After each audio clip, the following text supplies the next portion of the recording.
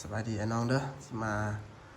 คลิปรีวิวเนาะสำหรับไอ้น้องผู้ที่ซื้อปืน M3 ไปแล้วบ่ฮู้วิธีประกอบเวลามีปัญหาอย่างนั้นเนาะมันไกลมาแล้วฝากยากเนาะก็เฮาสิเป็นคลิปแนะนำเพื่อให้ไอ้น้องเนาะเป็นแนวทางให้ไอ้น้องเนาะเวลาวิธีเอาซิมเข้าเอาหยังเข้าลำเพิงเนาะอยู่ทางในซิมนี่แหละเนาะนี่นะมีซิมเอาซิมมันอย่างใส่นี่ทำซิมในซิมนอกใส่เนาะละเอียดเซ็กเหี่ยมห้อยแล้วก็เฮาก็หมายเด้อเอา first หมายเด้อเอา first หมายเพื่อให้หูมันเนาะหูมันครึ่งเด้อเพราะว่า M3 นี่หูมันจะออกข้างเลยเนาะ2 หูทั้งข้างเลย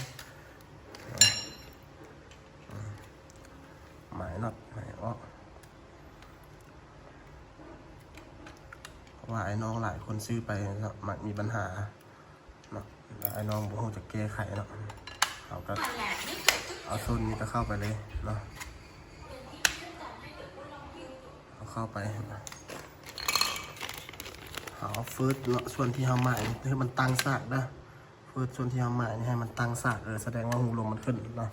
แล้วเอาแม็กใส่เนาะแม็กใส่ลองว่ามันสามารถเล่นได้บ่เล่นเข้าเล่นออกได้ตามสะดวกสบายบ่เนาะคันมันหลุมเขาก็สุกดันลำเข้าเนาะคันมันขับเขาก็ดันลำออกเนี่ยเราจะดันลำออกถ้ามันโอเคแล้วก็หันน็อตล็อกไว้เนาะ 3 น็อตถึงน็อตนู่นน็อตข้างเนาะข้างมัน2 น็อตเบื้องละอันเนาะเบื้องละน็อตนะ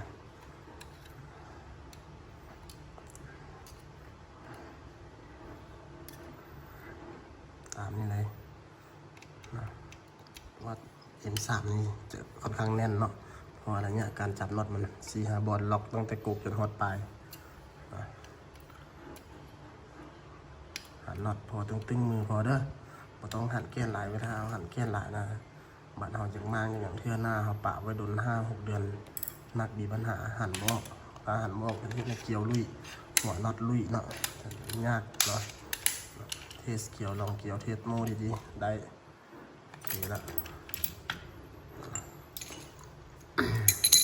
จากนั้นก็ใส่วาล์วเนาะดีใส่วาล์วมันก็ปุดเกี่ยววัดลมเบื้องเล็กนะเกี่ยววัดลมเบื้องเล็กเพื่อมาใส่ตัวนี้เนาะเพราะว่าตัวนี้หูวัดลมมันอยู่ที่เนาะติดกับสุดเฟรมตัวนี้ไปเลยเนาะแล้วเขาก็มีน็อตมีซิมเนี่ยไปให้พร้อมเป็นอะไรมีซิมน็อตแบบนี้ให้พร้อมเนาะตามนี้เลยมีซิมแล้วเขาก็มีน็อตแบบนี้แถมไปให้เพื่อไปอัดหูตัวที่หันออกจากเกี่ยววัดลมนี่เนาะอัดหูไว้เนาะตามนี้เลยเด้อเพื่อให้เป็นแนวทางให้น้องผู้ที่ปืน M3 มีปัญหาแล้วอยู่ไกลเนาะบางคนก็อยู่เขตชนบทฝากไปฝากงานมันก็ยากที่จริงนะครับก็รับประกันแปลงให้อยู่ต่างแต่ว่าสำหรับไอ้น้องผู้ที่มันอยู่ไกลอะไรเนาะฝากยากไปยากมายากเนาะหันเข้าเลย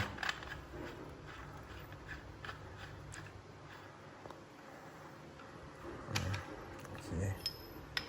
ประกอบเข้าคือเก่า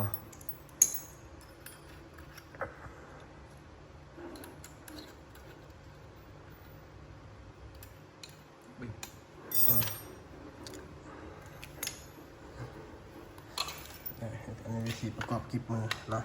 คือสิ่งง่ายๆแล้วเนาะไอ้น้องหลายคนก็น่าจะฮู้ละเนาะส่วนไอ้น้องผู้ใดที่มือใหม่ยังไม่เคยเฮ็ดเทื่อก็ตามนี้เลยเนาะส่วนหลายเขาก็ประกอบไปให้แล้วเนาะแต่ว่าไอ้น้องเขาผู้ที่มางแล้วนะมางจังไดให้ประกอบแบบนั้นเด้อกับรู้เดี๋ยวที่มางออกแล้วนะสำหรับเครื่องที่เขาเอาไปประกอบให้แล้วเนาะจะมีหูน็อตอยู่เนาะอยู่ในแบบนี้เขาก็หันเข้าแบบนี้เลย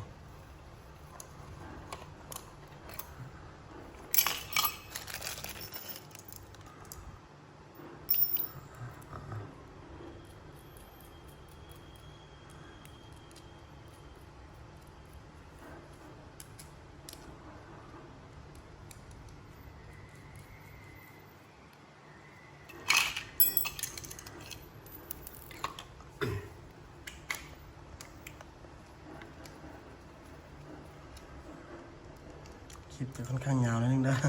แต่50 ราะว่าจะติดเป็นคลิปค่อนข้างละเอียดน้อยนึงเนาะ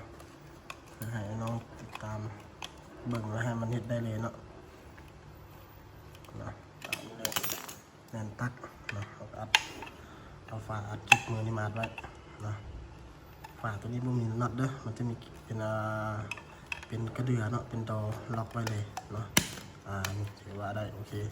สำเร็จแล้วเนาะมันมีวิธีประกอบท้ายเนาะวิธีประกอบท้ายตัวนี้ผู้ใดมักก็ใส่นะเนี่ยผู้ใดมักก็ใส่ผู้ใดบ่มักก็บ่ใส่ก็ได้เอาออกไว้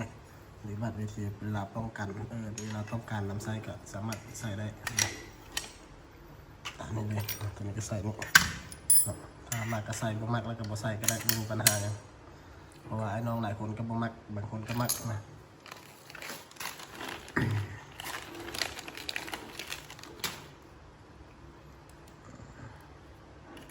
ตามนี้เลย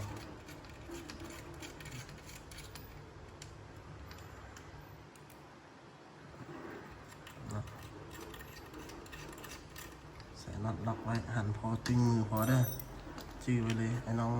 วิธีประกอบปืนลมนะอย่าหันเกี้ยนเกินไปเนาะการหันเกี้ยนเกินไปแล้วมันจะมีปัญหากับเกี่ยวเนาะที่ให้เกี่ยวนี่บัดเวลาเขาปะโดนไปคนเดียวเนาะมันจะหันออกยากให้เกี่ยวลุยเกี่ยวหวานเพราะว่าบอดี้ของมันนี่เป็นนั้นเด้อบอดี้ของมันนี่เป็นอะลูเราต้องเข้าใจว่าเป็นอะลูเพราะฉะนั้นเราอย่าหันเกี้ยนเนาะเนาะลองเลย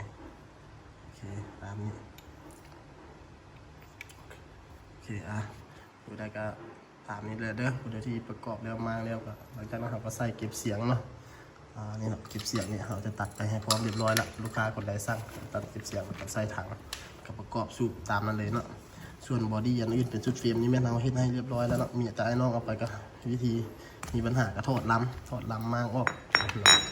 ถอดลำมากออกถอดวาล์วถอดอย่างเองเวลามีปัญหากัน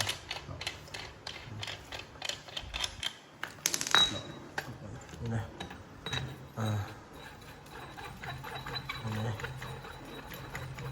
ตัวนี้เป็นถังอะลูนะเอามาขึ้นแบบให้น้องมือซื้อเพราะว่าส่วนหลายแล้วถ้าลิ้นตัวนี้ควรลิ้นถังคาร์บอนเนาะเพื่อให้มันเบาไปเพราะว่าชุดเฟรมตัวนี้มันใหญ่อยู่แล้วมันจะถ้าเอาใส่หลังคาร์บอนมันจะลดอาการน้ำหนักไปหน่อยนึงแล้วก็ใส่เก็บเสียงเก็บอย่างใส่กล้องใส่อย่างก็ถือว่าเรียบร้อยแล้วเนาะขอขอบใจไอ้น้องเด้อผู้ใดที่บ่เข้าใจตัวใดก็สามารถแชทมาถามเนาะเดี๋ยวเราจะปรึกษาให้เป็นที่ปรึกษาให้จะบอกวิธีให้เด้อที่เอาคลิปนี้ก็เอาลาวๆไปก่อนเนาะวิธีถอดลำถอดอย่างวิธีประกอบลำเข้าเนาะเห็นอะไรให้มันตรงบางคนท่านประกอบแล้วเอาลำเข้าแต่ว่าหูลมบ่ครึ่งยิงลูกปืนตกปลายตีนปืนคือค่อยเนี่ยของเจ้าปืนเครื่องพอดีว่าพอลายนะที่จริงเรามันโมเมนเด้อเอาหูลมขึ้นให้มันครึ่งนะส่วนตัวนี้ก็เป็นบอลปรับสปริงคอร์สเนาะหลายคนก็น่าจะหูแล้วเลยเนาะตามนี้เลยขอบใจ